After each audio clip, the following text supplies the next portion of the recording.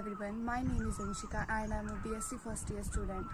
तो आज हम बात करेंगे एक स्पेशल मेडिसिनल प्लांट के बारे में जिसका नाम है स्क्लेरोलेरिया रेफरेंस। ये वो प्लांट है और ये मिंट फैमिली से बिलोंग करता है। एक छोटी सी श्रब है जो हिमालयन रीजन्स में पाई जाती है। इसकी आइडेंटिफिकेशन आप बहुत आसानी से कर सकते हो। तो ये जो प्लांट है इसके जो फ्लावर होते हैं ये मेनली पर्पल और ब्लू कलर के होते हैं। अब हम इसकी एक्सटर्नल मॉर्फोलॉजी देखेंगे। तो जो स्टेम होती है ये क्रीपिंग और इरेक्ट होती है और ये क्वाड्रेंगुलर होती है।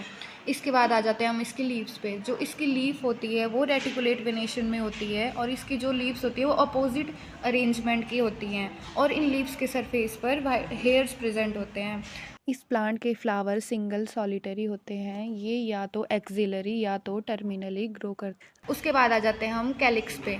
जो कैलिक्स होता है वो बाइलेबिएट कैलिक्स होता है, मतलब ये टू लिप्ड कैलिक्स होता है। एक होता है अपर लिप और एक होता है लोअर लिप।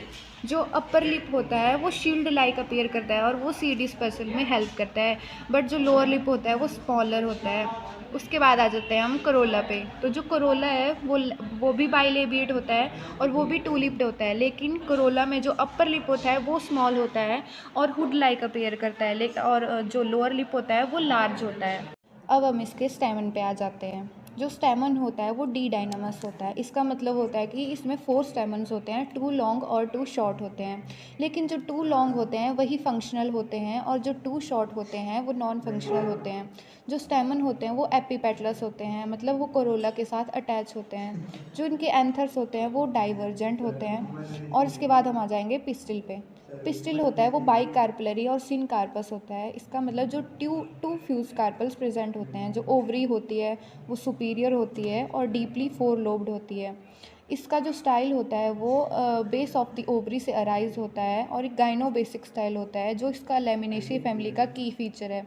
स्टिग्मा इसका बाइलोब्ड होता है।